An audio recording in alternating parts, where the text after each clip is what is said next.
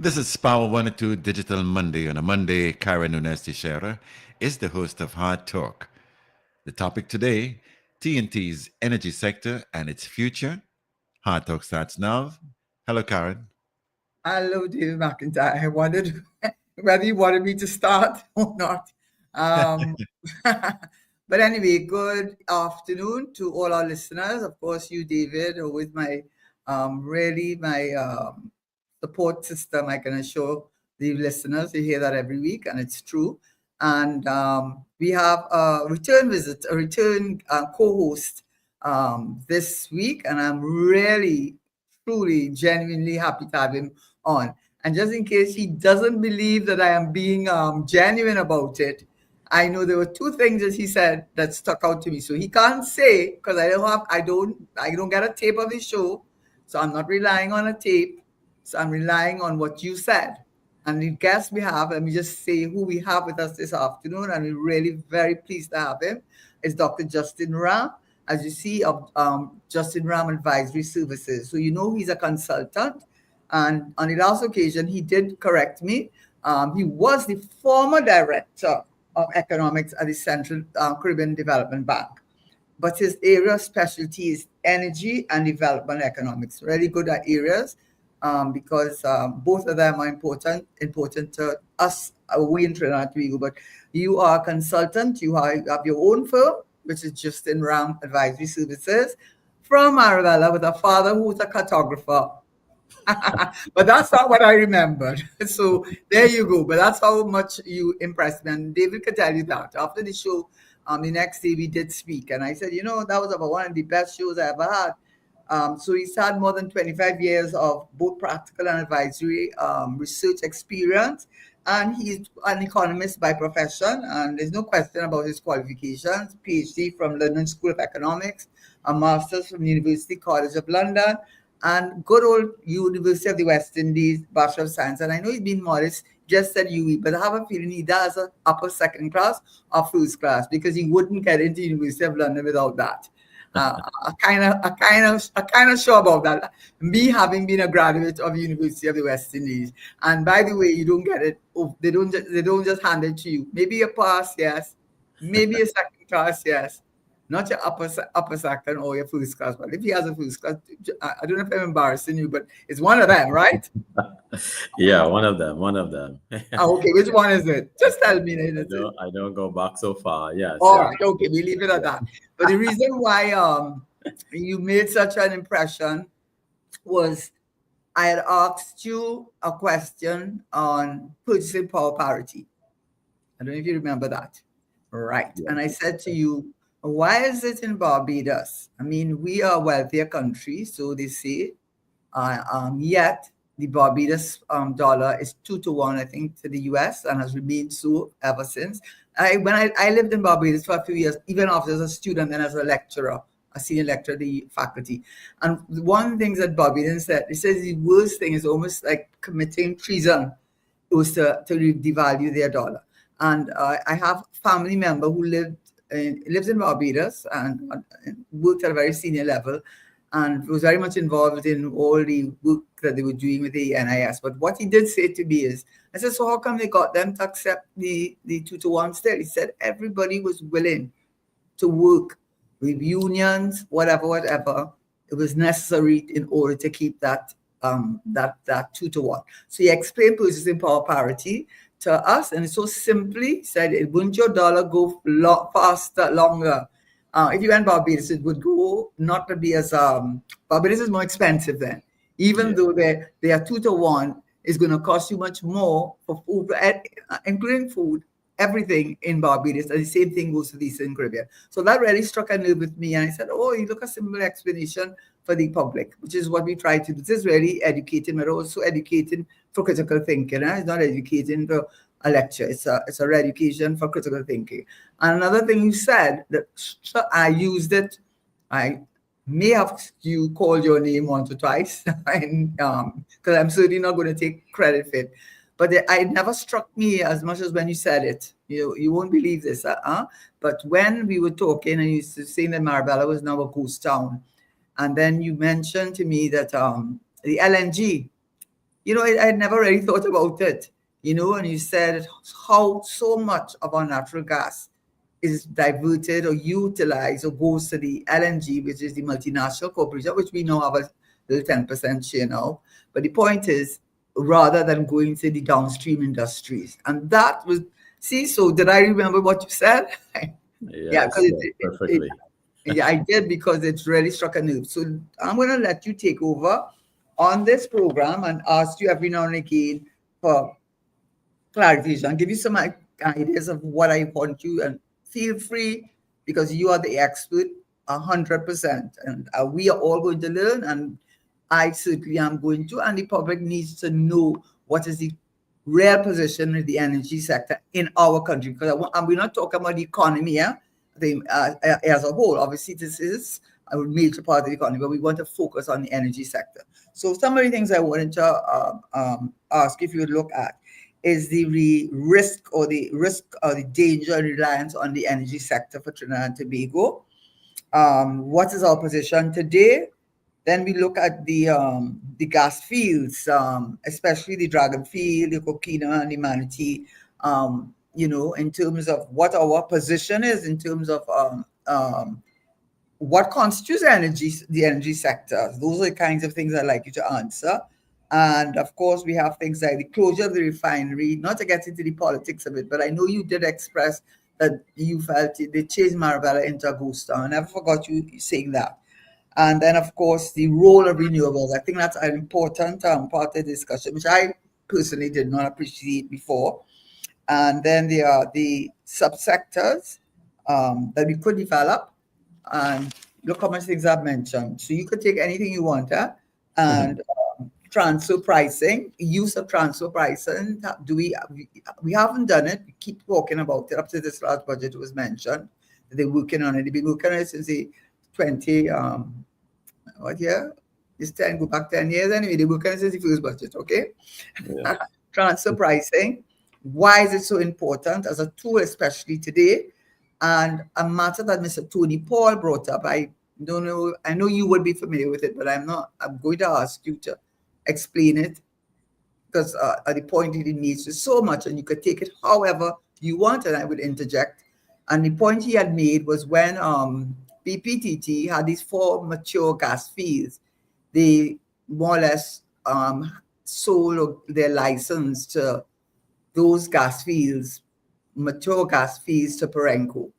And I think Tony Paul wrote an article, and we spoke on the phone, and he made the point to me when I asked him about it, is that if you look at the Petroleum Act, you're supposed to pay, but that is the point he had made at the time.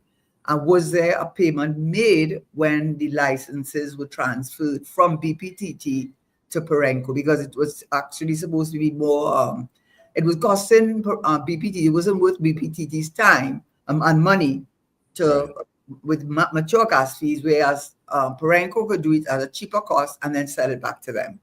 But the question he had raised is very much the same question, like transfer pricing and license. They come together. But let's really start right from the beginning when we talk about energy and why energy is so important. Good day, Mr. Prasad. I have some regular listeners who always training, and I have to give them as the people say, the shout out. So yes, so when we talk about the energy sector, what are we talking about in the context of Trinidad and Tobago, and what is the risk or the reliance, if there is that reliance on the energy sector for us? Yes. Well. Thank you very much, Karen. Thanks for having me back, and thank you for the wonderful introduction. Well, when we speak about the energy sector as it relates to Trinidad and Tobago, I think that your listeners have to be aware that the energy sector, and here, of course, we have to speak about the economy of Trinidad and Tobago. The energy sector, the revenues from the energy sector and what we export accounts for the bulk of our FX earnings, right? So the majority of our exports, if you look at merchandise exports, it usually can exceed almost 80 to 90% of what we are earning. So So whenever there are fluctuations, certainly in the price or the quantity of what in terms of oil or gas that we're taking out of the ground and then what we sell internationally, when those quantities or prices, because it's important that the audience understands that there are two variables here that are so important for us. It's not only the price of the oil and gas, but also a very important issue is the amount that we are taking out of the ground and selling it. And when I say taking it out of the ground, I also mean the ground under the oceans around us, right? So because when you look at it, prices have sort of been fairly low from after 2014, 2015. We did have a spike during 1 year, and that was the year when Russia invaded Ukraine. Prices did go up there. And so although, and I have to say this very importantly to your audience, although our quantities that we were extracting were in decline from before then, because prices went up, we then had this spike in revenues in 2022, the year that Russia invaded Ukraine. But since then, the numbers have come back down. And so what is happening now? We have to relate back everything to what people are feeling within the economy. And so the big news for the last month or so has been the shortage with respect to the foreign exchange market. People are trying to go to the banks to get cash, like for example, US dollars, and they can't get it. And a lot of that really is a result of the decline in revenues associated with our energy sector. And when you look at the energy sector plays such a big role. It's not only as it relates to our external trade and our FX earnings, but it also makes a very big impact on what government. I mean, the FX earnings, just for the audiences. Yeah. Yes. So yes. Right? So the foreign exchange earnings. Yes. Yeah. So and usually we receive those funds in US dollars, and that's usually the currency that we speak about. And so when you look at it, the energy sector, unfortunately for us, still plays a very big role in our economic fortunes. Yes. And so we all know now that given the trends with respect to how much we have been able to extract from the ground, and this is oil and gas, yes? Oil and gas together have been declining for a number of years, that the time has come for us to consider diversification of the economy so that we're no longer solely reliant on the oil and gas revenues. Will still probably be important, but I think we need to diversify away from it so that we are if something happens with respect to the price of oil or natural gas, as it were, it's not going to affect us as much because we have other areas from which we can draw FX earnings. And the thing about it, because I've now been back in Trinidad since about September, the country has a lot of potential to earn a lot more FX from other areas. But again, it's very, very difficult to do so in a business environment and also within a fiscal environment that breeds uncertainty. And I think that that's very important for your audience to understand that when investors feel as if there's a lot of uncertainty, the fiscal, particularly in this country, we've been running fiscal deficits for well over a decade. Everyone starts to think, well, at some point a correction has to happen, and they're wondering if the government will try to correct things by raising taxes. And no one wants to invest in a place where you think that taxes could be rising, because that's going to affect your level of return. Yes. So that's just it, to speak about how important the energy sector is for us at a national level. And even I just interject though, and as the Minister of Finance that's going to come on here, and it's following what you're saying, and I'll hold it give back to you. The extent to which, and then I'll ask you the question, which you probably don't have the answer because I don't. I'm sure they have the answer, but they don't want to share it with us. But the extent to which the energy sector, and I also think it's important. You said oil and gas. So when you do come back, there was this thing that, and I actually saw someone on a TikTok, and I think the person meant well. They actually thought they were making a good point when they said that the barrels of crude oil that we extract now is about 50,000 barrels per day. But I didn't think they understood that that is not a new development. And so I want you to explain how that operates, and also when you talk about the natural gas, where the production issue, but they show you the importance of the energy sector, almost so reliant. As I was Minister of Finance, so you might accuse me of that, but those were the good old days, so I'll excuse myself. Those were the good old days until there was a global financial crisis and everything came crashing down. But we had our surplus that year of 2008, just for the record. In any event, we fix our revenue and expenditure, the fiscal budget. The fiscal is the taxes that the government is going to charge in order to be able to finance the various ministries and expenses and infrastructure, whatever it is that the government's responsibility would be. And they use the as projected, because you can only project it because you're looking into the future. But it's not, it is an informed projection, because there's a whole flow from working in the Ministry of Finance, a whole flow of technocrats whose job is it to continuously look at those figures to determine what is the best pricing to put for oil, crude oil, because they give a price for the crude oil and they give a price for the natural gas. And they use those two prices and this is a weighted average. I'm not going to go into detail because at the end of the day, with all you talk about weighted average, it's just very limited. They look at a few like West Texas and Brent. Anyway, the point is that they look at that. So they fix our revenue. They use us for their revenue figure, what they project based on what they're saying, West Texas Intermediate and Brent, if it's good, even crude oil or the natural gas, what they project that it will be in the coming fiscal year to determine what the revenue take. And based on that, the expenditure kind of keeps fixed, right? So the expenditure kind of keeps fixed because every year it's same. I was the Minister of Finance. So every year, more or less, you knew what the figures were coming from the different ministries. Send out your call circular, they'd come in and meet with you, try to convince you that they should get more money and la-di-di-da. And they do that every year.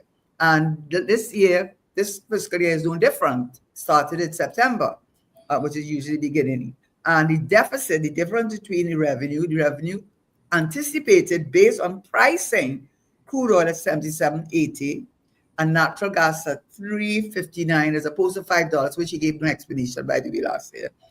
Revenue at $54.224 billion and the expenditure at $59.741 billion with a deficit, meaning where are you getting and where do we get? You and the economists tell us the deficit is 5.517, and you just said, which is a fact, it's there for everybody to see, that we have been running deficit every year, which means that whatever you projected to be the revenue, right? Whatever you projected the revenue is wrong, and it's wrong by big numbers, by big billions of dollars. How could you get it wrong every single year? And the only year, let me just one other point, that 2022, when we had that happy occurrence for Trinidad, when oil and gas prices went up.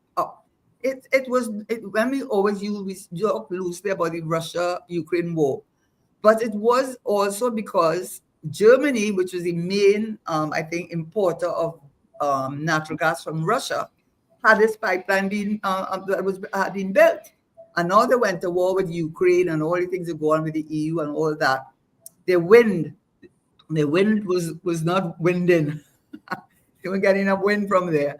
And somehow, miraculously, the gas pipeline got broken up whatever destroyed. And so it shot up the prices. And what I'm trying to say by that, that is such, it has, in other words, it is so exceptional that you cannot use that 2022 as any guide as to what you think oil and gas prices should be, what the revenue and expenditure should be, because of that 1 year out of circumstances which were highly unusual.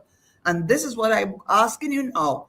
Why is it, for you and an economist, why is it that year after year, with that knowledge, and they tell you they know that it is volatile, and they tell you, or they give you all this information, and tell us a little bit more about the crude oil side, which is the refinery side, I suppose, or the heritage side, and tell us a little bit more about the natural gas side. And why is it year after year after year, we continue to not want to look at other sources of foreign exchange earnings and face the reality that the foreign exchange reserves are showing you, and the production and prices? Why is it? I'm asking you in all honesty, what do you think as an economist? What is your view? Well, let me answer this question as it relates to why we get the prices wrong. And I think when I look at it, the Heritage and Stabilization Fund actually gives the Minister of Finance a perverse incentive here to overstate the budgeted price of oil and perhaps of gas as well. Why do I say that?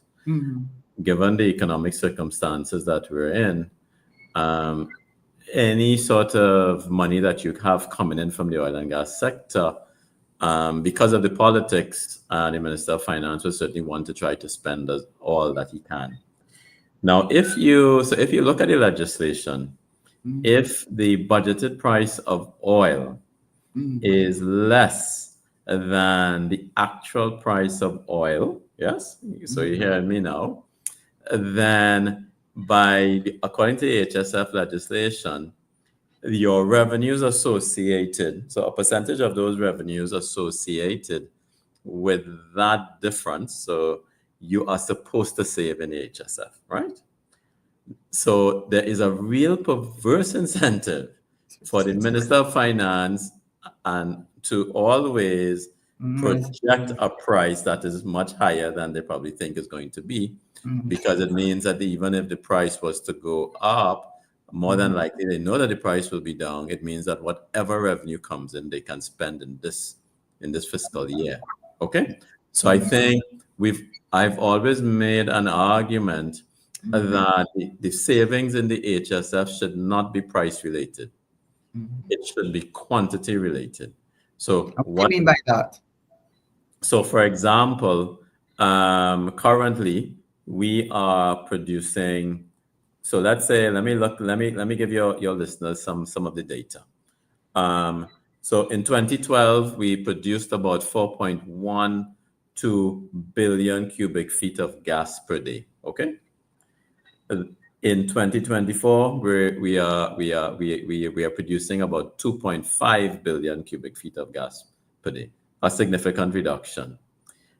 Now, if you think about the Heritage and Stabilization Fund, it is there to help you, one, manage and put aside some money for future generations, and two, to put aside money to help you stabilize the economy if something happens untoward that you were not expecting. So if you really are serious about it, you want to try to save every year. Yes, that should be a prerogative. But given how we are now calculating how we should save in the HSF, which is based on a price formula, and that can be gamed, the idea should be that I would say you save based on the amount of quantity of gas and oil that you have extracted. And we could say, let's say, whatever you have extracted, you should save, let's say, 10 to 15% times whatever price you get for it, and that should be saved. And so the government can then spend 90 to 85% of what it receives on that year. Yes? So it should be quantity related, not related to how you can forecast the price. Because in that way, Karen, if we had done that, we would have saved a lot more of our revenues. But unfortunately, I think most ministers of finance now, and this is nothing new, can game the system and not save as much as we should, unless you get into a year where you were not expecting, and this is what happened in 2022. When you were so when we had our budget in September 2021, nobody thought about any invasion of Ukraine, or nobody thought about pipelines and of taking gas to Germany being blown up.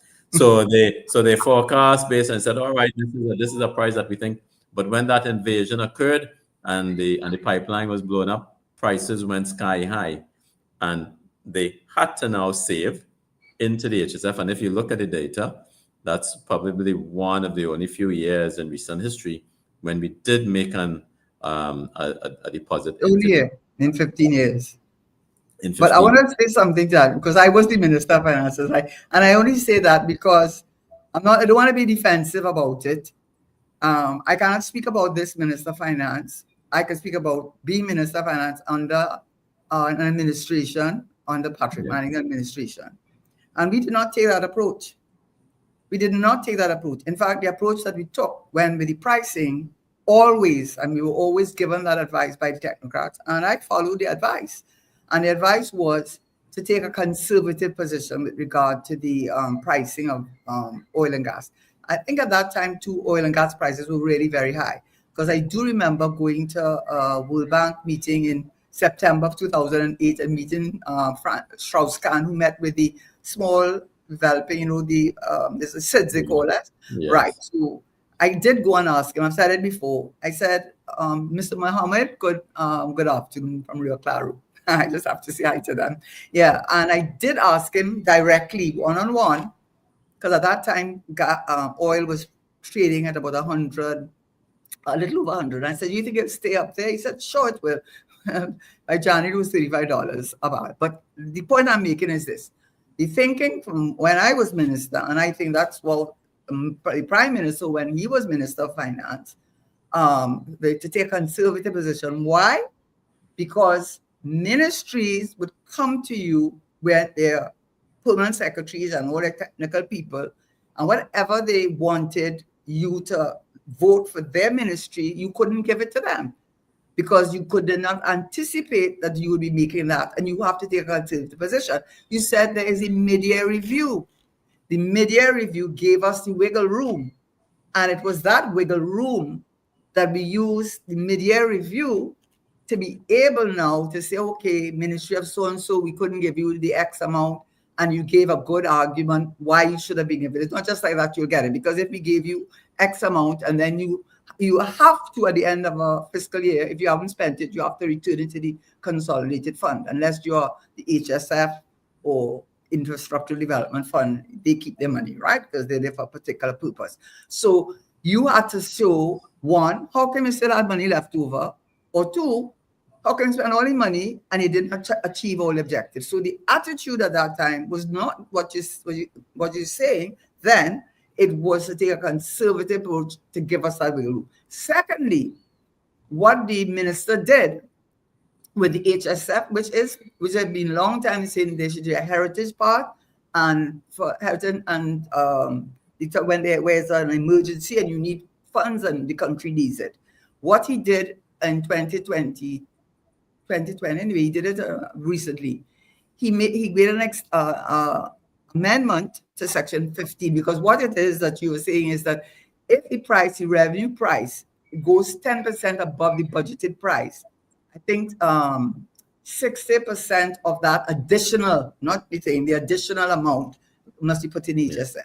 What he did is pass, I think, Section 15A, which allowed him to take out money out of the HSF for three reasons. One of them, which is understandable, because we've been through COVID, and there is what had happened when you have a epidemic situation.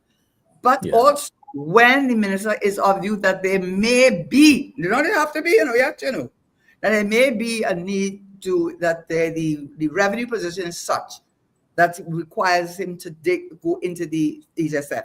And it gave him up to 1.5 billion US dollars per year under that FA 15A, which is why before 2016 they never touched the HSF, and HSF is really as an investment fund, which is why they have always recovered. And you're right, because if they had left it and so using it to subsidize a budget, because your expenditure is so high and you don't have that revenue, they took out, I've said it 1,000,001 times since 2016 to December 2020, when we never found out until a year later, by the way, with the last one. And I think it went into the consolidated fund. So I don't know. I don't know what you said he was using it for. But anyhow, 18.2 million TT. But it's all of that because they invest in the stock market, in the US market, and that's what it is there for. And they are very good at it. It has been able to survive. So the argument, which I've heard people say, and what you just said, there is truth in it, and maybe that's true for what has happened in this administration. But I could say, in fact, the last year I was there,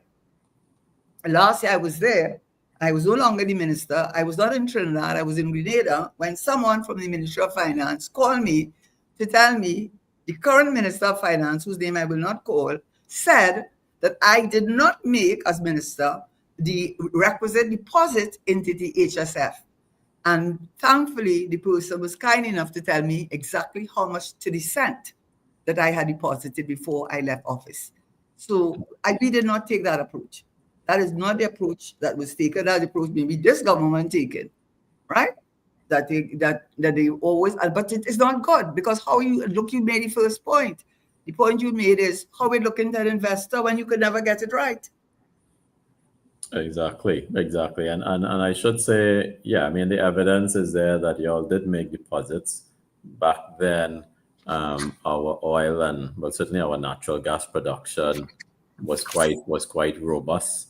We had very good prices, so there was never any intention to not save. But I think what has happened since then, and this is what is very unfortunate for Trinidad and Tobago, is that I think we have gotten onto a path where, because the economy has been sluggish, the government thinks that it is the government's prerogative and their role to stimulate the economy by spending quite a lot of money, even if they're not receiving it in revenues, and so they really don't want to save, This is my theory, right? So, I believe that this is what has been happening. And so to get away from this issue, this is why I say we should be saving based on quantities rather than based on any sort of quantity times price mechanism that is currently used for the HSF. And when I look at it, we should have had a lot more. I mean, we could have had maybe in excess of 10 or even 15 billion US dollars saved in our HSF. And if you think about it, as a people, we were feeling very happy knowing that we had that type of money saved, not only for ourselves, but for our children and our grandchildren ultimately. It's about looking longer term. And I think, Karen, that for me is a big issue that we're grappling with. When we think about how we should be using our energy sector and our remaining oil and gas that we have in the ground. That's okay. Are we thinking about it in terms of only short-term consumption? So let's get as much out of the ground as possible so that we can finance consumption. Or are we thinking about longer-term development? And it's really important, I think, here that we have this discussion about what type of development we want. And so based on that discussion, we can determine how we want the energy sector to support our development as we go by. And since being back here, I've really been observing Trinidad and Tobago's economy and noticed that we sort of chose a consumption-focused development perspective. What do I mean by that? We, unfortunately, over the years, and this happened from since back in the late 80s all the way to 90s and coming forward, we prioritize, and in my mind, and I want to say this, we have a great opportunity now to change this because of what's happening in USA and their recent election. We prioritize, unfortunately, what economists call efficiency and consumption. So you want to try to consume as efficiently as possible. That means that if you in your country can't produce it efficiently, you then should import from another country that can produce it more efficiently. But that has led to sort of a hollowing out of a lot of our industrial base. I remember as a boy growing up, there was a time, I think I mentioned this last time, I remember when my mom had to buy brake pads for her car. The only thing available to us were locally made brake pads. And I remember they used to screech a lot. They used to make a lot of noise. And we were like, oh my gosh. But I think when I think back about that time, those sacrifices were important. Exactly. Because if we had stayed with the course, we would have had a very, very good and important manufacturing base. And a number of industries, unfortunately, we shut down too soon in the name of efficiency and consumption.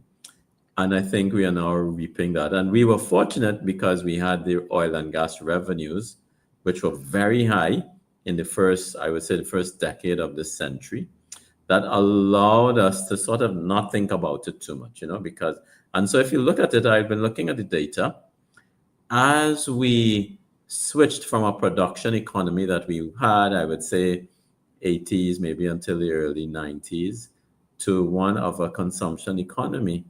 You went from a system where you were probably not as efficient and you're trying to improve your efficiency to one where you became efficient in consumption, but it also meant that the government had to increase its transfer and subsidy.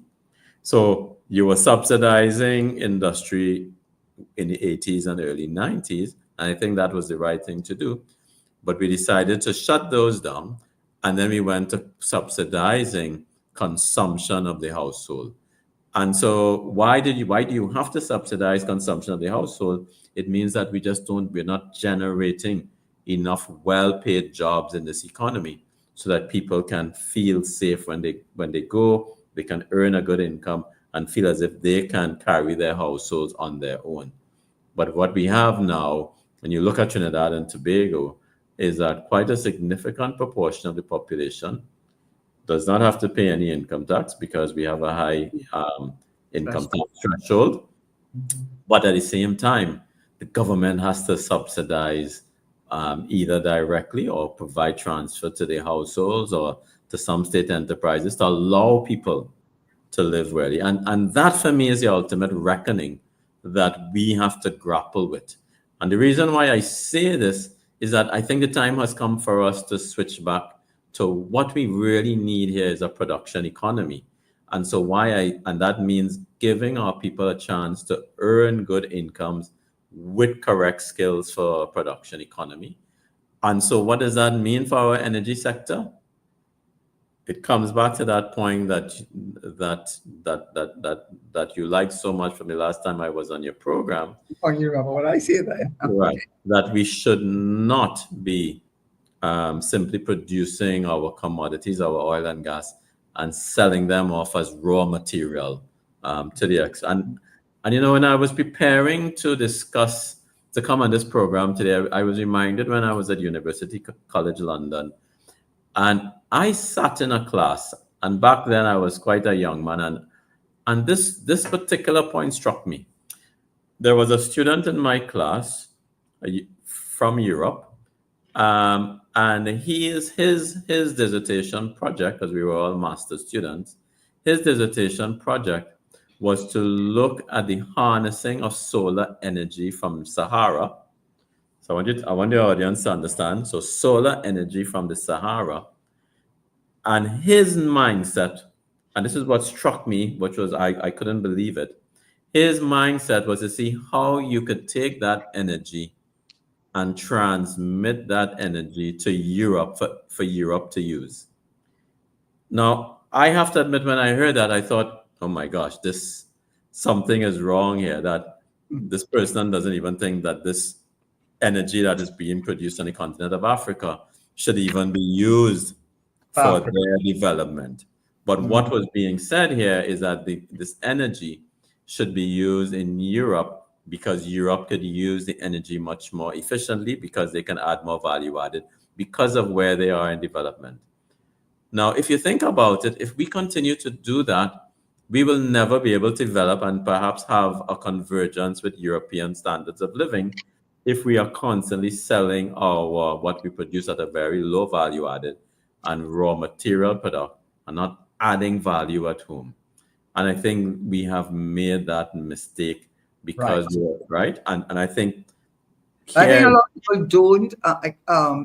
Dr. Ram, I think I think a lot of people do not recognize, and I might be wrong, but I do not think that people recognize one. I think there are three things that I want to see in relation to that, and then go to the renewables, because I mean a project that really did impact me, and I had little family members of mine, poor children, pull up the thing and say, you're going to look at this, the Renaissance project in Ethiopia, and the only problems with Somalia and, of course, Egypt in particular. But anyway, coming back to the point, the point is this, that I think people need to recognize, please, the difference when you talk about the energy, crude oil, and we're talking about the three components of the refinery, three divisions.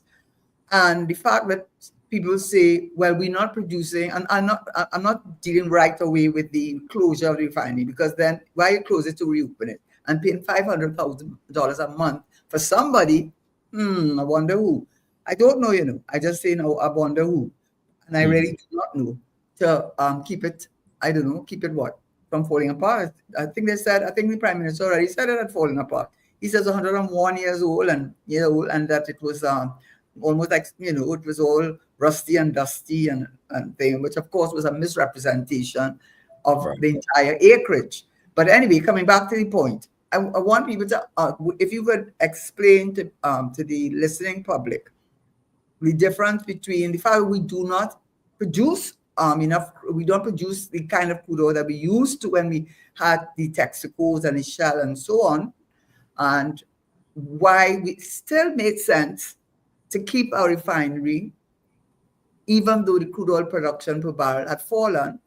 And if you could at the same time consider, because I spoke to someone, rang me up actually, and I won't call the name, but it certainly brought a point to me as to what we could do in the short term, as opposed to the natural gas position, where we know we have a shortage from 4.1 billion cubic feet per day that we need to produce in 2.4, and it keeps on falling.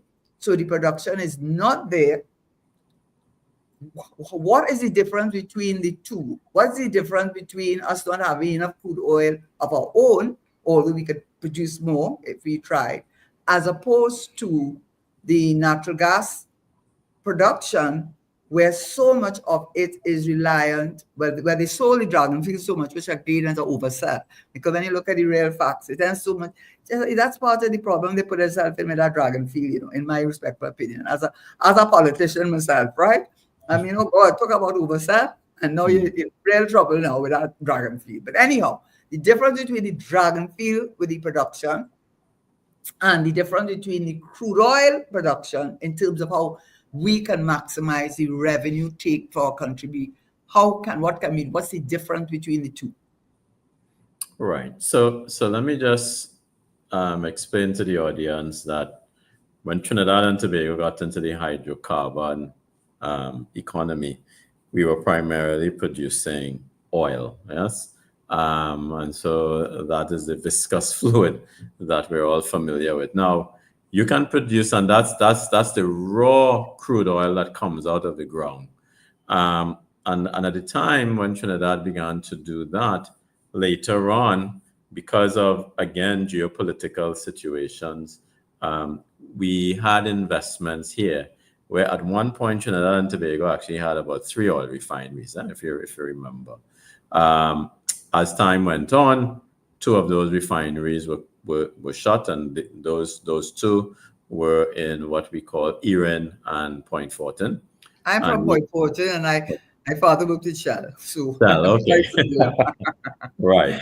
Right. And as a country, we thought that those 2 oil refineries should be shut, and let's focus our attention on one major oil refinery, which was the largest oil refinery that we had on the island, the one at Pointe-à-Pitre. Yes. And the reason for doing that, and I thought it was good, because then we could take our raw crude oil and refine it and add value to it. Yes. And that is beneficial in 2 ways. I have another point I need to come back to, but that's beneficial in 2 ways. One, instead of simply selling your oil as a raw product, you are now adding value to it.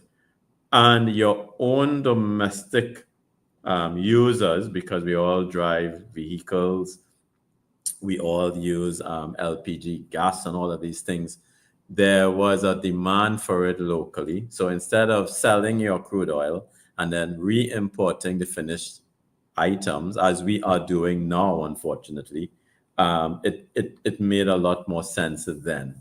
Now, what happened over time is that, unfortunately, and you made the point, because I don't think we have put enough effort into trying to exploit all of our oil fields, both on land and in marine acreages, that our oil production declined significantly. I mean, I have some data here. Let me just say what it is. So in 2012, we were producing about 82,000 barrels of oil per day. Now, if you go back to the 1990s, we were producing well over 100,000 barrels of oil per day. So we've had a steady decline. But in 2012, we produced about 82,000 barrels per day. And in 2024, the estimate is that on average, we will only be producing 50,000 barrels per day. So a significant decline. And so what happened is that we had an oil refinery that had a throughput capacity in excess of 100,000 barrels per day. And so what happened over time, we had to import raw crude to satisfy the throughput requirements of that refinery. Now, this is a point that we have to reckon with. Unfortunately, the refinery became inefficient, not because we were producing less oil. The oil refinery became inefficient because of, I would say, unfortunate hiring practices. So I was reading an article today in the FT speaking about the benefits of privatization, or speaking about the benefits of productivity. And one of the things the article said was that with anyone who has experience working with a state-owned oil enterprise, we all know that unfortunately, wherever they are, they employ many more people than they need. And so I really want to make this point to your audience, that when in 2018, the government decided to restructure Petrotrin, and I want to say this word, restructure is what should have happened. Restructure was the right thing, but I think what they decided to do was to shut down. And that was really, really an incorrect decision. The refinery could have simply been restructured, where we tried to get it to be more efficient. So whenever, even if we had to import oil to refine, we could do that efficiently and sell that and continue to sell that oil at a higher value added and earning net positive returns for that refinery and certainly for the country via government tax revenues. Well, Dr. Ram, I'm going to interrupt you a little bit. And of course, the point of view would have been given to me by members of the OWTU, which I had on for 2 weeks, and they were very good. And I think, in all fairness, also the data does support some of what they said. Quite apart from the fact, which they're going under the Freedom of Information Act, I think we have already asked to see the cabinet minute and note, because there was never an intention, as they understood it, to close down, but it was to restructure. And there was no then the other documents they're asking for, because that was never the understanding. They need to restructure. And in fact, what they did say, the Petrotrin brought in one of the two top consulting firms to assist them with the restructuring exercise. And in doing that, I think SPD was the interim head of chairman. He said by court in defense, according to, and I think it is noted, in defense, he said by Q3 of 2018, they had started turning around back into making a profit because of some of the restructuring recommendations that were given to them. So that's one point. But the point I was really trying to get at was this, and that's why they come with the ultra low diesel, and that's why they gas to liquid and all of these other things, all because our oil is so sulfur laden. But this is for me, as I understand it, and they were able to tell me that when Texaco was operating at its ultimate, it was refining 160,000 barrels per day. Now, when the amount of oil barrels per day reduced, I have some figures to 2015, 73,000, and then it kept going down. But he said all during that time, they were always importing.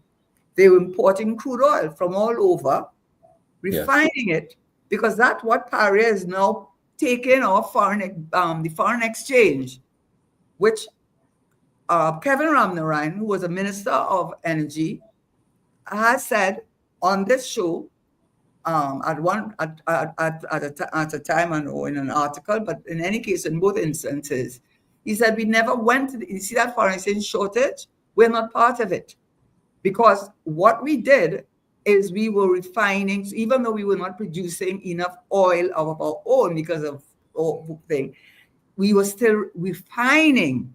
And what we were refining is what Caribbean Airlines uses to put in it, I think, is coming from the fuel that Petrotrin used to produce, the aviation fuel, the diesel, the gasoline.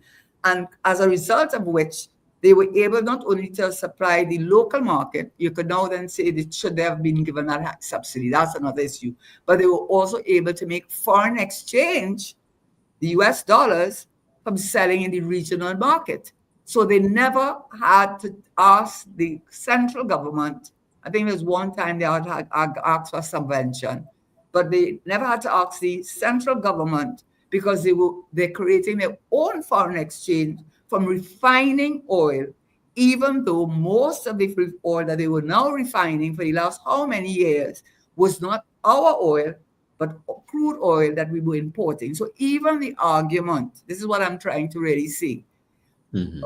I think, of course, we need to increase the production, the exploration production side of the crude oil. I agree with that. And I mean, no matter what they say 70% of the world still using fossil fuels. And even Germany, when the wind stopped blowing and they couldn't get gas from Russia, they started using coal, went back to coal. Imagine the dirtiest of the fossil fuels, they started using it. But the point I'm making is this. What I was trying to make is optimally, you would like to be able to say that the oil that you're refining in the refinery is the oil that your country is producing. But if it is not doing that, but it can still refine and create all these products, including bitumen, which is why our roads are in a mess, because Lake Asphalt has no bitumen, which they use to pave our roads, and now they have to import bitumen, which is not of the same quality. It produced sulfuric acid. There's a number of byproducts which it produced that earned us foreign exchange. So the refining part, I guess the point I'm making, is that yes, we want to produce more oil. Yes, we would like to even get rid of some of that sulfur so we meet international standards. Yes, we want to do all of that.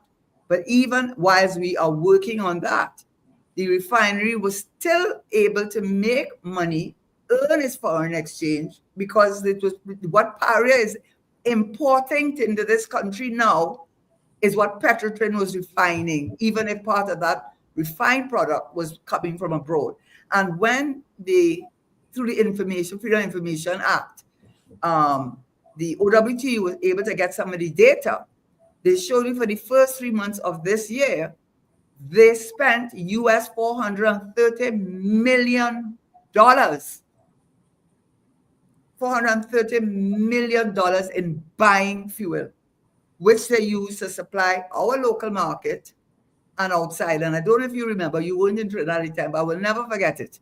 When Newman George, as the chairman of Paria, could not pay the creditors for the fuel because we're not producing fuel anymore, because we're not refining anymore, to the tune of 800,000 TT dollars. Somehow his letter was released. The letter he wrote to the Minister of Finance was released in the papers. And then we found out suddenly that the Minister of Finance suddenly found the 800,000. So he said, because the creditors are out there in the sea and won't come into dock until we pay them their money. And you know they're paying them in, no matter with the de-dollarization talk. I saw show this today about BRICS and de-dollarization and all of that. The US dollar is still king. So I am saying to you, what I was hoping to make a distinction is that even with the crude oil, even where it's not the optimum and probably will never reach back to the optimum, we still have a refinery. And if it's for anything else, it doesn't use up the foreign exchange. At least it earns foreign exchange. And with proper restructuring, which is what was happening based on the own espionage quarter 3 of 2018, when it's just after that they close it down, just after they started coming out of their hole, we are importing all of that. And that's something that's got to be wrong with that. So I was trying to make the distinction between that. Yes. Natural gas, because the natural gas, we get dealing with the natural gas.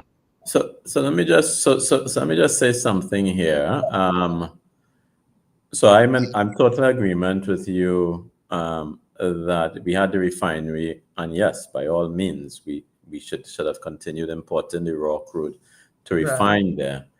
But the reason now, if you look at some of the data, so and I just also want to remind the audience of what I was saying, that we have to, as a country, decide what type of development we want. Do we want to be a consumption development, or we want to be a production development? Because let me just say this.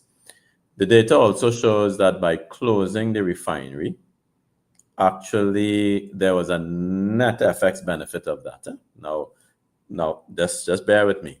Yeah. However, there was a net FX benefit of that. Now, however, what do you mean by that? I'm sorry, when you say that, So actually, while we were refining, we of course had to import crude oil, and then we had some value added and sell that on. But at the same time, you had costs associated with that and so forth. Yes. By shutting down the refinery, you shut down all of your jobs and your employment and all that, and selling your crude oil now as raw crude, and then importing these refined products, and perhaps where we are importing it from was now producing those refined goods at a much more efficient way than we were. And so it's important for us to understand that point. Trinidad actually had a net FX benefit from that. For me, that doesn't matter, because why was there a benefit from that? There was a net X, yes. I mean, if you look at the data, the Trinidad and Tobago economy actually had a net FX benefit. But you keep saying that, so sorry, I mean, but if I'm been struggling with it too, when you use the technology. So meaning that by shutting down the refinery, Trinidad actually had positive foreign exchange gain from that, because we were no longer refining oil in a way that was unfortunately inefficient, because remember we were importing oil. So it comes back to the point where we should have just simply restructured the refinery and tried to also produce more, refine more efficiently. But the more fundamental point I want to make is that someone will come to me and you and say, Justin, Karen, it was the right decision to shut down Petrotrin's Point-à-Paix refinery because we got a net FX gain from it. And I would want to say to them, I do not agree with you, because the way you are measuring development is based on a consumption model. Okay. Consumption model meaning that your end price is always FX. And why do you always want FX? To import everything from abroad. And I would say to them that we actually, if I look at it from a really proper economic point of view, not a financial point of view, that we actually lost, because we lost a lot of employment. We lost a lot of good jobs where people were then able to earn and then have that multiplier effect throughout the economy. And because the refinery, there were so many skills there, there were so many other spill off industries associated with the oil refinery that we have now lost. And that is why I mean that we have gone from a production economy to one where we think only in terms of consumption. And so what has struck me in Trinidad and Tobago since I've come back is that everybody's just focused on FX.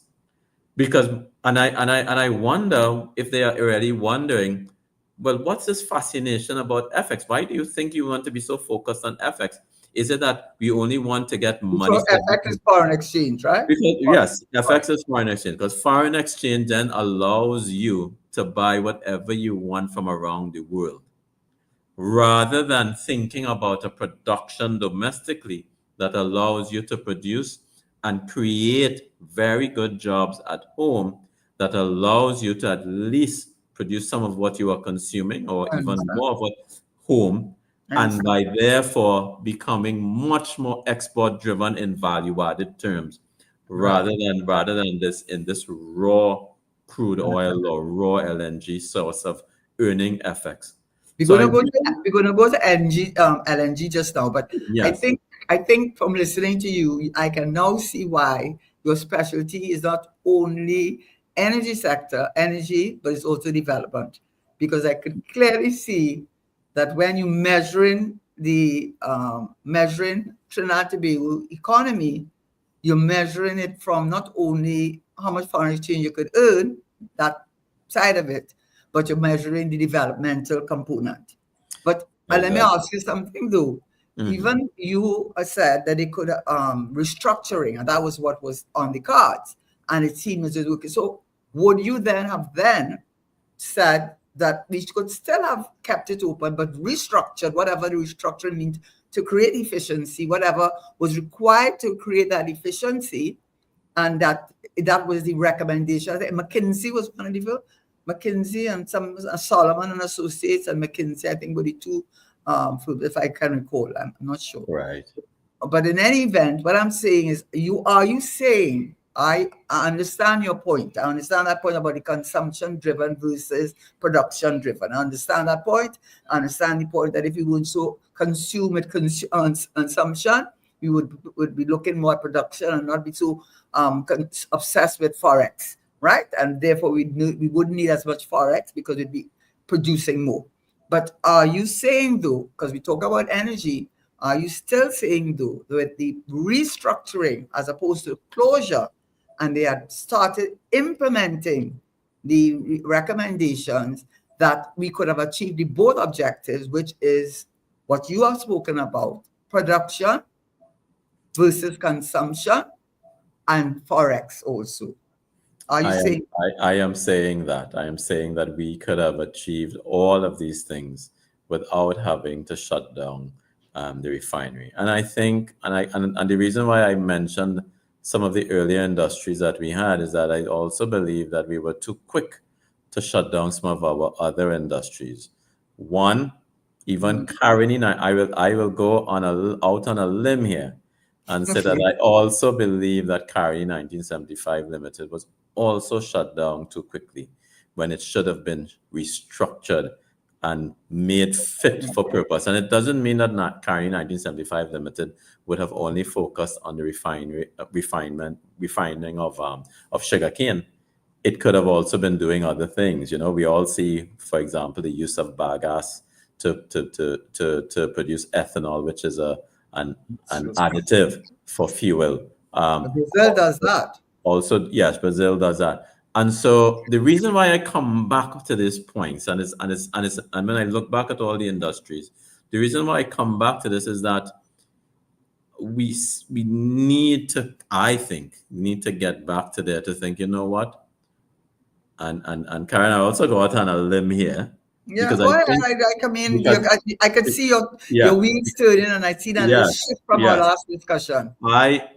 In the last few years, for the last 8 years, Donald Trump in the United States gives us a tremendous opportunity to move away from this consumption economy towards a production economy, because he is now talking about issues that we as small states were experiencing decades ago, when we were saying, if we were to allow free trade, our economies will be decimated. And so what are you saying he's saying? Because I saw a show today on Al Jazeera, and they were talking about de-dollarization and BRICS, and Trump threatening to put 100% tariffs on all those BRICS countries with the imports of stuff. I heard that thing. So I want to hear what you're saying, because we're going off a little off of. Yeah. I want to hear what you're saying about that, because I listened to that show today. So what you're saying about because Donald Trump is threatening, and then they said, well, what would happen if he followed through with that? It will bite him. It will bite him too.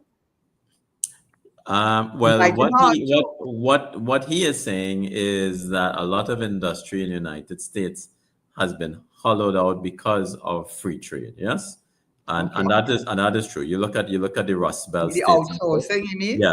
Yeah, from outsourcing, because China has become the manufacturing capital of the world, so you can't really compete as such. But what you find is that once you have that hollowing out of your industrial base, you also have this hollowing out of really good jobs that people feel as if I'm going to work on earning an income where I can really take care of my household, as it were. We now have an opportunity, because the world is now changing in its approach to this, to think, wait, I can also start making things at home. And if that means that I should, in the short term, protect my industry, and I think this is something that we as a society have to consider, because we'll always say as a small place we can't compete. Now is the time for us to say, well, wait a minute, if Donald Trump can do that in the United States, the biggest economy. Back with you with something against that. The biggest economy in the world, then we should also be thinking about how we produce more to give our people more dignity from the work. Now, this is one thing I want to say. I was listening to this morning that said, we always speak about inequality within our society. We talk about wealth, income inequality, but we talk about income inequality as well. Mm-hmm. But there's also something called respect inequality. Yes. When I'm in Trinidad here, I feel as if there are some people who feel that they don't have respect from society because of maybe the types of jobs or so that they are being asked to do. And it is something that we have to consider, and it comes mainly from the type of education and employment that people have. You get a sense of respect and respectability. And so I know we're speaking about energy, but I always try to bring it back. It's a good conversation. I want to respond to you on what you said, because number one, even though I am being the devil's advocate, because I am being the devil's advocate, I 100% agree with you. However, maybe the realist or the devil's advocate or the whatever you want to call it will come back to you and say two things. Yes. One, American money is fiat money. It's backed by nothing except the fact that there is confidence. And it has that confidence. The day that it loses, which is not going to lose in a hurry anyhow, but it's the confidence so they can print money. And in order to do that, to print that money, they raise these treasuries and these bonds and the borrowing. Who is holding the most in borrowings? I think China. Trillions of dollars of debt that China is holding, that America owes it. So when we talk about the China trade war, do not forget that right now, China and Donald Trump has to know that they're holding trillions of dollars worth of US debt because they print the money and they borrow the money because they can. They don't have to back it up with anything except the confidence. And that's why the fear about the BRIC countries and the additional ones that have joined all this talk about de-dollarization. The other thing is, which they say is unfair, is that the Chinese currency is devalued. It's not the real, it's undervalued. So therefore, their goods are always cheaper. So what I'm trying to say is, I understand the point you're making. And I think what I take out of what you're saying is that Donald Trump talk about you're going to put 100% tariff on China, on all countries if they do not if they do not open up their markets to American products. And that's part of the reason why I think he won in the swing states, because those are the states where the blue collar states where they're feeling the pinch that all the jobs had been outsourced and so on. But it's not as simple as that. You know, China, America, and in fact, I saw a show where this PhD Dr. Emeritus from the University of Massachusetts was saying that the top country in terms of wealth is America. Second behind that, not Russia, not near, China. And the view was that China could soon surpass them. You know, so I mean, what I'm trying to say is that I think your idea is that what Donald Trump's message is a message that we should embrace, that we should stop this consumption and start producing, because that's one of the reasons he won. You know, and I support it, but we can't negate the fact that America is in the situation it is because China has so much trillions of debt that it's owing, that America is owing it, and they are able to sell their goods at a lower value, which is unfair because of the price of their currency. But I wanted to ask you this before I move on to ask you. The person said to me, well, there is in the short term, because I was asked today on another show, what are short-term solutions you had? And I hadn't thought specifically of the energy, which is what we're talking about. And the person called me about it and said to me, there's a lot of oil, you know, in the acreage and in the, there's a lot of oil in the acreages and on the, there's another terminology, you probably know it. I'm trying to look for the word while I'm talking to you. And what he's saying is, why don't they enter into short-term? We used to have these short-term lease operatorships and farm-outs and farm-out programs, joint ventures with local producers, granted licenses, and they would be able to, once granted the license, they can then, because he's saying there's a lot of oil there in, I think, on the acreage itself of Point that they could, in the short term, when you're looking to increase our oil production, that there's an opportunity in the short term to do that. What is your response to that? So years ago we had these these arrangements where, as you know, we farmed it out to these lease operators, sort of small producers who were given rights to oil fields to drill and to produce, really because the quantities were so small. The large multilateral energy companies like BP and so were just not being interested in them. And I think whoever you spoke with is correct that we should do a lot more of that. I've even wondered, do we even have oil locked in shale regions here? I don't know. If there is that, why are we not even looking at that? Because all over the world, people are doing shale oil extraction, and we might have oil locked in different places below the earth, where if we were to use those type of extractive techniques, we might be able to extract a lot more.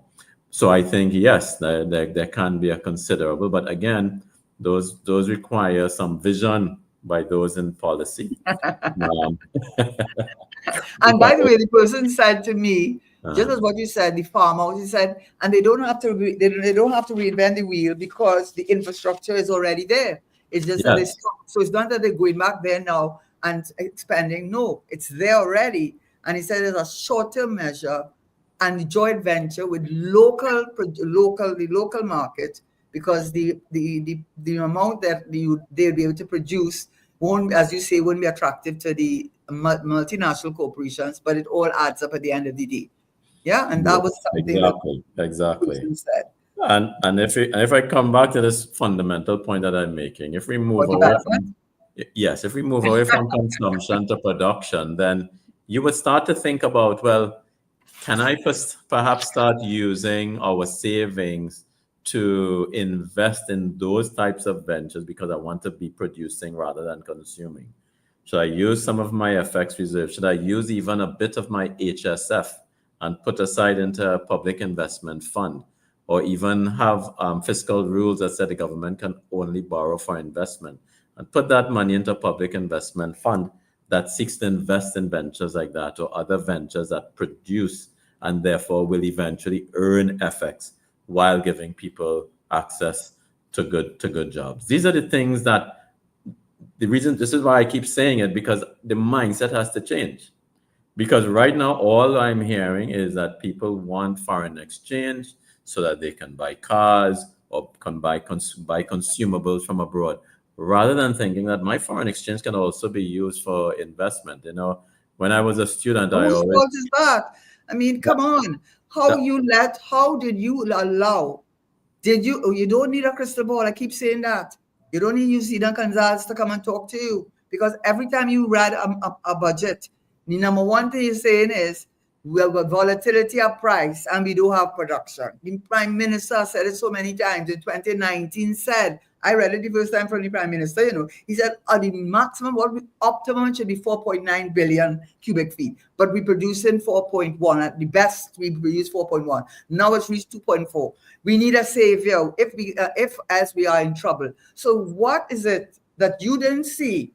You run in this country, as I said on another show, you are the CEO of this country. We are the shareholders. We put you in charge. You saying that the product that you're selling, you have no control over the price at all. No control over the price of this thing that you're relying on to pay dividends and to run the business, right? And worse yet, you do not have the production. You do not have the production, and yet you persist every single year in narrowing yourself to that. No wonder there's a foreign exchange shortage, because you saw it go from 10 point something in 2015 to 5.6, and because the demand is float, you had the central bank governor injected 500 million, I think, in June or July. So you have no. I am saying, if I was the CEO of this company or running a family-owned company, how stupid do you have to be to realize that this one product you're relying on, you do not fix the price? Daddy, you fixing the price? No, I have to wait and see what the outside market doing. Okay, what about the production? Now we do all the production. Where we going? Well, I don't know. We trying. But so then what we going to do then? Because everything we have in this country is still important. You give us bad habits. You give us the bad habits. Allow us to have that bad habits. You never try to turn around. That's what leadership is about. Right? Don't you want to tell me you leading and I'm not following? No, I have a problem. But you're not leading them, because you know what you keep telling the people? And this is what I have a problem with, which is a flip into the natural gas. And that's why I now understood much better, and I'll let you talk about it, the point about the LNG in a way that and the renewables. I never understood it. I have to say, Ralph Maraj, you wrote an article this week.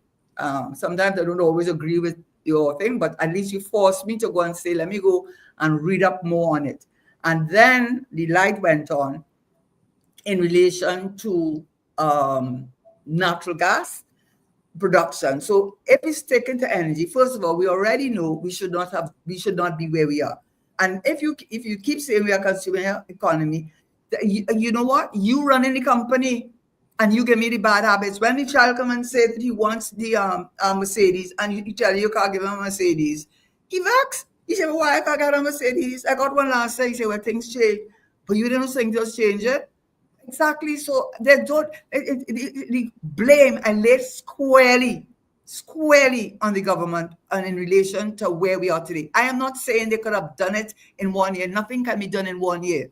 But my God, they had no right to reach where we are today and then turn the blame on, which they love to do, on me. Because you see, in a way, Dr. Ram, you may not mean to, but in a way, it comes across as we are a consumer society and we're not a production development society. Who is to blame?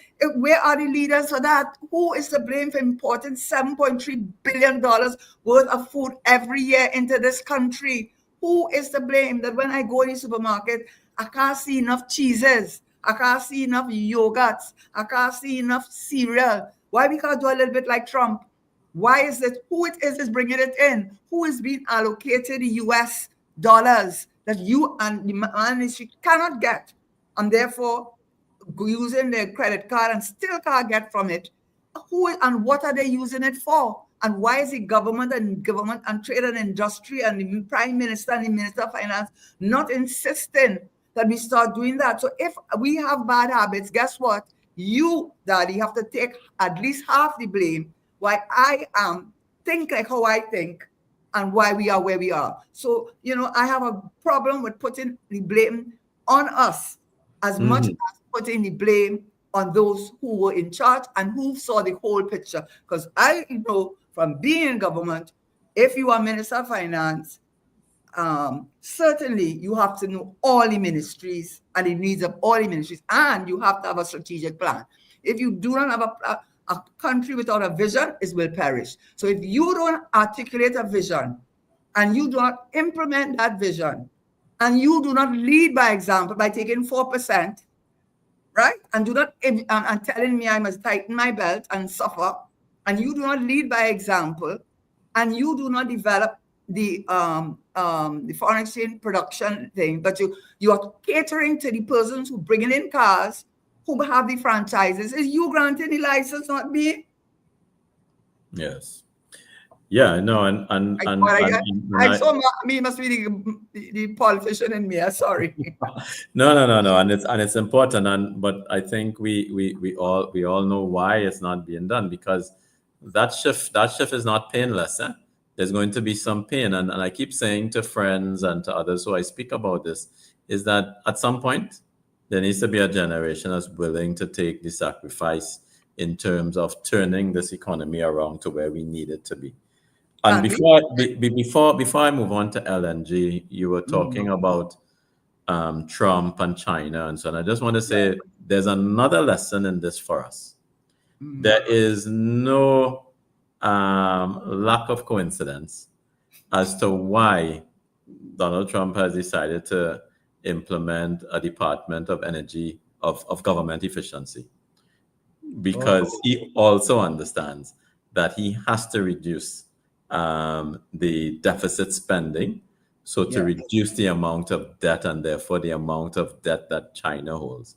We also need to do the same, because if we're going to turn this economy around, we cannot have our government continuously overspending year after year, because that stability is really important and ultimately leading to even trickling down to that instability in the FX market as well. So his motivation is the geopolitics.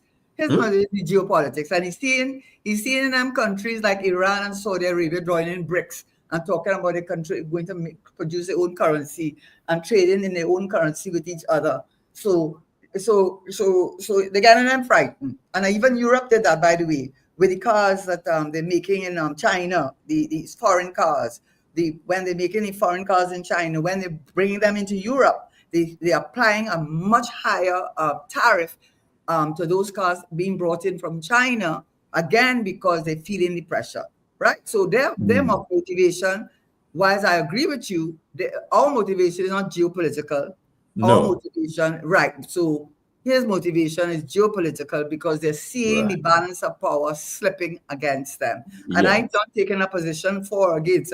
I'm just saying that is what is Yeah. happening. And all I'm saying is that our motivations are completely different, Right. but there are some lessons to be learned For for sure. us, you know. So let's turn to LNG. LNG now. LNG. You know, it's a topic that has been dear to my heart for 25 years because actually my MSc thesis was on LNG in Trinidad and Tobago.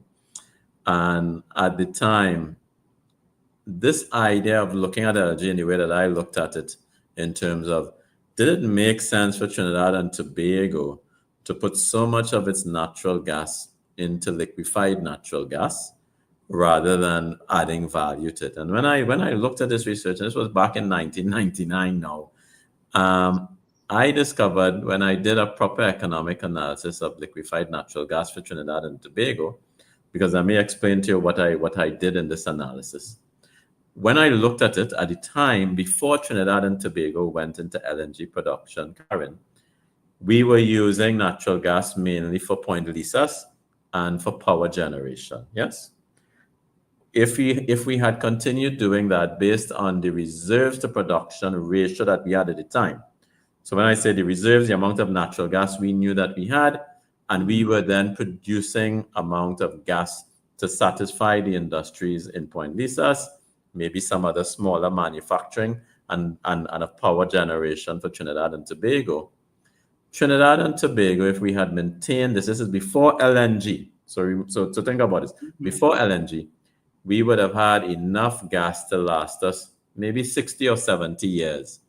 This is from 1999. Before LNG, we would have had enough natural gas to last us 60 to 70 years.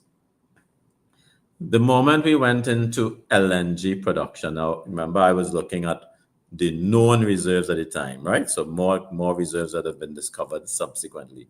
When I looked at it, by going into liquefied natural gas, it meant that we reduced the amount of gas that Trinidad and Tobago had by half, meaning that if we had kept our gas reserves as they were then, and then went on to use a lot more LNG, meaning that we were producing a lot more gas quickly, our LNG, our natural gas resources would have been depleted in about 30 years' time.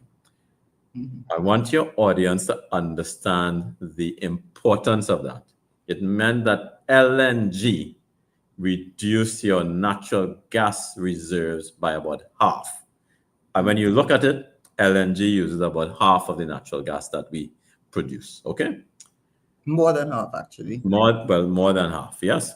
So now I looked at it and I did some economic analysis. So if you are using up all of this gas, that is okay if you are being compensated for it, right? Right. So it is like me. I just recently built a new home, and I expect to live in that home for the next 30 years because that's so I have a certain level of comfort and confidence, and I can feel okay that I have this home for the next 30 years. If Karen, you come to me now and you say, Justin, I love this home more than you, and I want to buy this home from you. This is only after 2 years of living in it. I am going to look at you and say, well, you have to compensate me very well because I am now feeling comfortable. I know that You I have have an emotional attachment to this house. Exactly. You better compensate me. I'm good. Better compensate me very well to get me to sell this house, yeah? Because you think that you can use this house better in your possession. Okay? So you probably have to compensate me really well. What happened to us, unfortunately, is that when you utilize your gas for LNG, you're not adding much value added to it. And so the overall level of compensation that you get as a country, now, when I look at it, because we have now lost 30 years of gas production, I was not compensated fully. And when I looked at it, the rate of return for the country was 7%. 7%.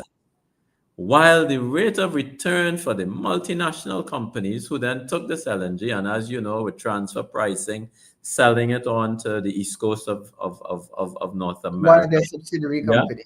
they were making in excess of 100% rate of return. Okay. So I said to myself, oh my gosh, this is not good. And at the time I was said, oh, Justin, that's crazy.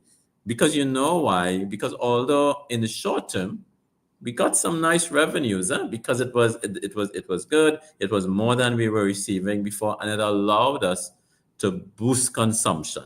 Yes. And so coming back to this thing, No, allowed no, us to I have no problem with that because when no. I am the same thing. When I have a theory that I really feel strongly about, which obviously is consumption versus development, and in the Right. middle of that is the production. And I totally agree with you. So don't Yes, think I yes. I just laugh because I realize that, and I agree with you, by the way. And look, and Karen, I'm not here to blame anyone because No. it was based on where Trinidad and Tobago, you know, hey, if I can say I'm going to get some revenue now and to put down some infrastructure and to spend, I probably would have made the same decision as well, right? Because that is what I'm thinking. I have to spend. And one of the things, the reasons why I think we sometimes make the wrong decisions is because of the short-term thinking that we have. And it's not about politicians. It is also about our people. We think too short-term.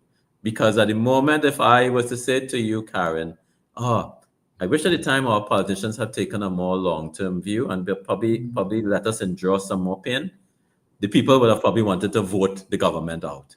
And so ultimately the responsibility comes back to the people. What are we thinking in terms of our development and what should we be doing? And ultimately, of course, you need to have strong leadership. Now, we need that more than ever. So let me get back to the real point of LNG after I have made that I comparison. have a response. Well, Yeah. I will have a response. Not that necessarily disagreeing, but just putting another layer to the Another discussion. layer of it, right? Mm. So with your audience thinking about liquefied natural gas, and we went into that, and in my mind, I don't think we were compensated sufficiently enough, because if we were compensated sufficiently enough, we probably would have had a lot more revenue that we could have saved into the HSF and perhaps even invest in other areas. Now, one thing I would say that the government at the time, which you were a member of, did something that was very good, and which I always complain to my colleagues who always say they don't agree.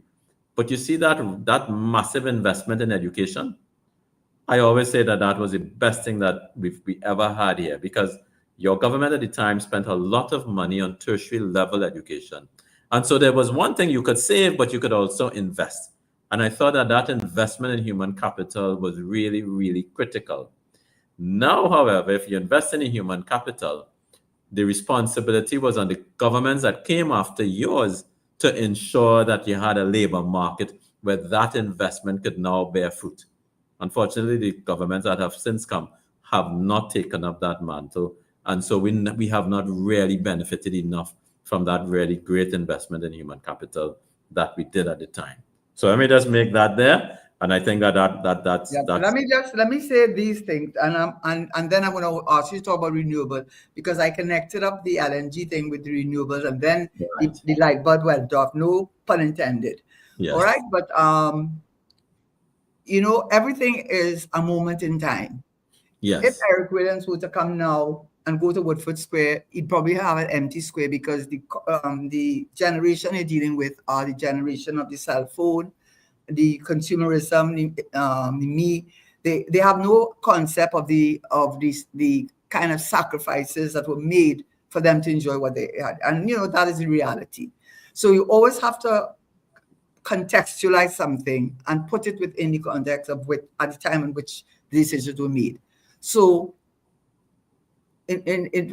from my understanding, and I've heard what you have said, and I am subject to being amended in what I am saying. Mm-hmm. The idea of natural gas was being floated around for many years, liquefied natural gas, LNG. And Cabot, which was a small company, out of Boston, was one of them that had come and put that idea forward. And all the licks that Mr. Manning has gotten, and someone who is right now a senator and who was very anti Mr. Manning. This was years ago when we had a discussion. When I finished with the thing, he said, well, Karen, you might have a point. When you are a CEO, you have a vision, or you have a perspective, or should have a perspective that a person, the man in the street, would not have, right? Mm-hmm. You have knowledge and information available to you. When they brought the Atlantic LNG plant, it was the first LNG plant in the Western Hemisphere in 28 years. At that time, crude oil production had fallen. We'd gone through some very hard times in the 80s with the collapse of oil prices. And we were still, and I think Mr. Manning, I would say, from my just like professional experience, he was fixated on energy sector. I come to that conclusion. It's very difficult to get in, not to want to look at anything but diversify within the energy sector. It was always in that mood. So when we were there in 2000, when the Atlantic LNG was up and running, we supplied United States with 80% of its natural gas requirements for they running their buses and trains, because it was the cleanest fossil fuel available. At that time, therefore, we became a natural gas country and a natural gas producer, and that's what saved Trinidad and Tobago. Now, I know this is a fact, that when Mr. Manning came and was pushing for the natural gas, his own cabinet colleagues, his own technocrats were very much against it, because it's not like OPEC that has a fixed price and they have an organization. It was in his early days, his infancy. You come in now and talk about natural gas like if it was like crude oil. It was in its infancy. And I think only one country somewhere in Africa was doing the natural gas, and they went through a bad period. And Mr. Manning saw an opening there for us to really develop the Atlantic LNG. And that's what saved Trinidad. Now, if you're going to say that you're going to stick on that, and that you are not going to develop and understand, you've got to be agile, you've got to be willing to be visionary and look to the future, that's a different thing. But the point about it, at the time when it was done, at the time when it was, like many things in our country's history, any country's history, it was the right decision for the country. Should we have, and the point you have made, which is why I continue back again, was you just said it sort of offhand, but it stuck in my head so much when you said to me, as far as I'm concerned, that that natural gas should be going to the downstream industry where the value is added, not to the LNG where we make, it's like, well, I made this thing. I say it's like sending cocoa out of the country and instead of chocolates, right? That's what I always say. So that is one thing in relation to the natural gas. Other thing with the education, I agree that, and Mr. Manning again, he did have a strategic plan. You could say what they want, the 2020 vision, and he wanted to turn Trinidad from a service to a knowledge economy. He did. That's a fact. Now, what he did at the beginning, which why maybe people criticize the education system, and it is deserving of criticism now, is at the time he needed to push it up fast, and he wanted to do it quickly. So he wanted more doctors, more lawyers, more engineers, more co-stats, more UTT, which would focus on he wanted the archaeology. That was the focus, just to build it up. But I know before we left, where was the discussion? Now, listen now, you have achieved a certain objective of giving your population a certain level of tertiary level education, whether it is the academics or in the technical vocational thing. But now you've got to do more marrying of what your country's needs are with the education, because it's no point sending someone to the degree in history and geography and no harm in that. I don't want to take any offense or biology if they intend to teach.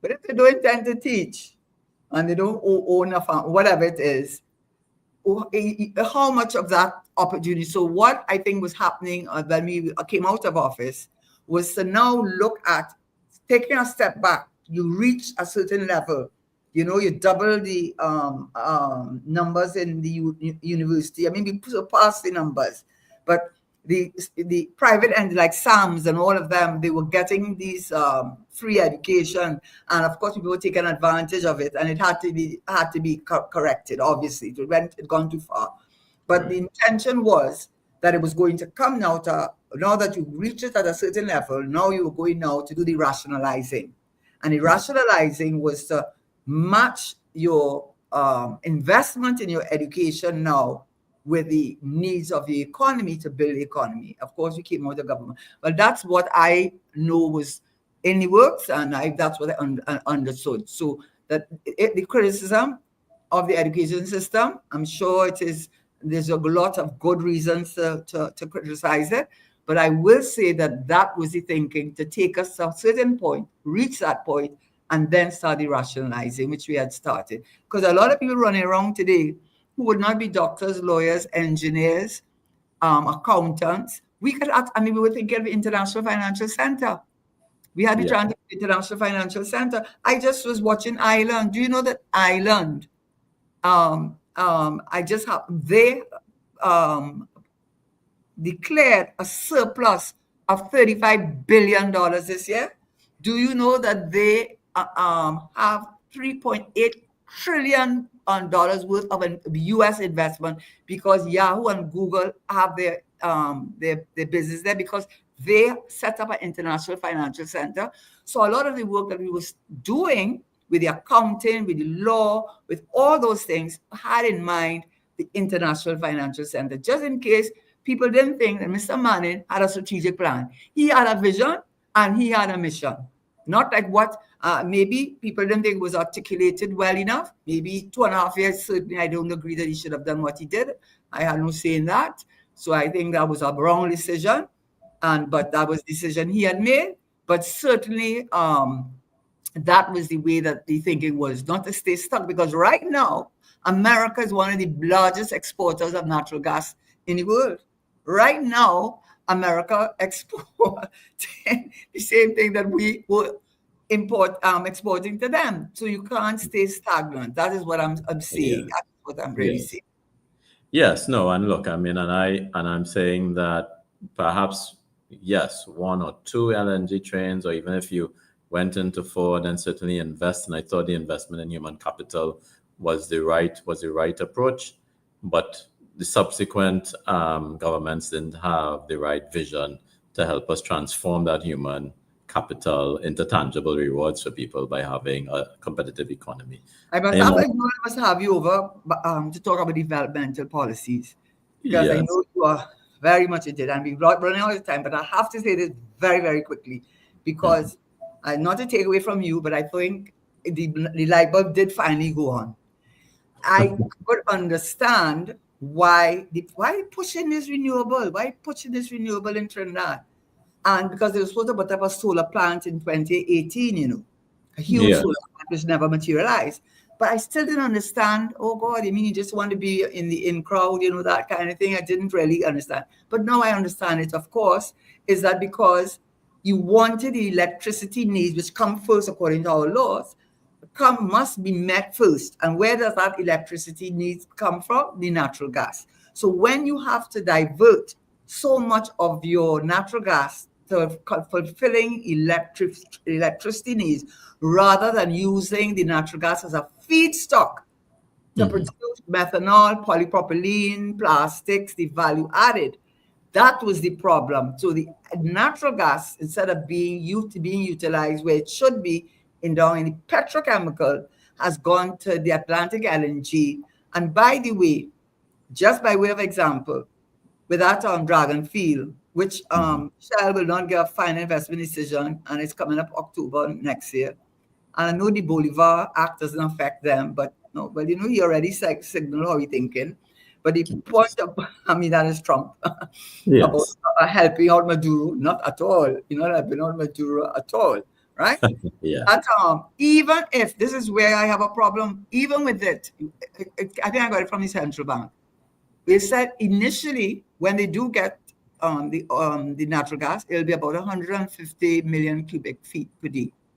It will rise to a maximum of 350. 300 will go to the LNG and 50 will go to the petrochemicals. So I don't know. Yeah, no, and I was just reading over the weekend that ammonia, which we are I think we're still the world's largest producer of ammonia. Yeah. There is a lot of potential as it relates to renewable energy, because that's the way you will transport hydrogen, which will become a much needed fuel in the future. So we really should be using our feedstock natural gas for our downstream industries. So there's no reason why we can't, but Yes, again, we do. The leaders. yes, we just need the leadership. That 350 million, why not send most of that to Point Lisas? Let's add the value They added. can't, because Shell and BP, they are the major investors there, and they call in the shots, right? That's the reality. I know, and we're not here to criticize the foreign investors because we need them. I just say that's the reality. They make a multi-million-dollar investment. They want the returns. They say we want the returns. Well, but we pay the price for that. I think we could simply just compensate them and ask them to shut down one more train. And let's have two. Tell you, Mr. Young, now. Anyway, we ran out of time, and I apologize because I didn't even realize I get so passionate about this topic.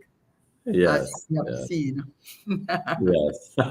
Yeah, wow. It's almost an hour and 45 minutes we're on. That's quite something. Yes. But I get passionate about it, and I just hope that people realize that they're not being honest with you about, or truthful or open with you about that dragon field, that coquina and the manatee. You're not going to do it for us. And when we get it in, most of it not going for the downstream, which is where we really need it. And it's going to take years, and so on and so on and so forth. And what you started with saying, move from the consumption to the reproduction. And we could, I really need to have you back some other time when we talk about it from a developmental point, because I would like to look at the sugar issue, but we don't have time. Because I was the one that had to stand up in the parliament when the EU said, we have come to the end of the days where we give it preferential treatment to your sugar.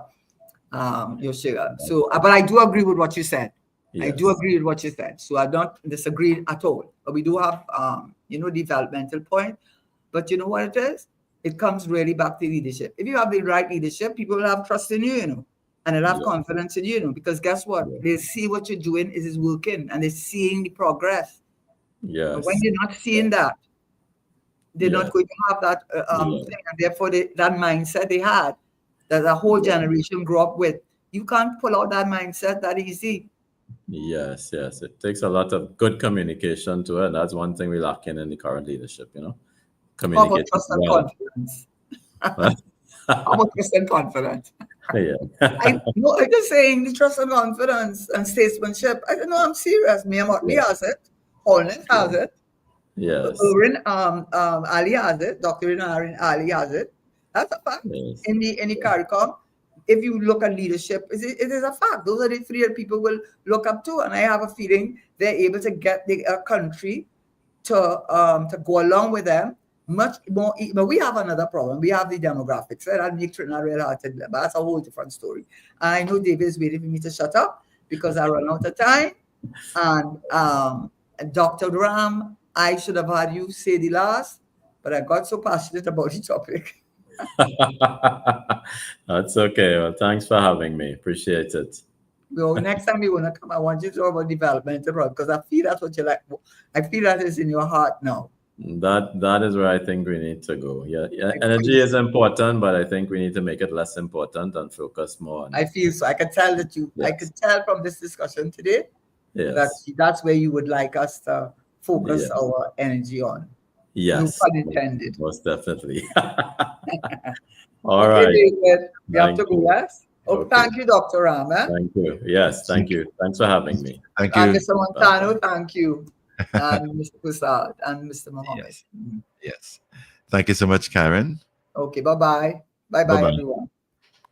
That's it for today's edition of Hard Talk with Karen Nunez Tesheira. Karen will be back next Monday.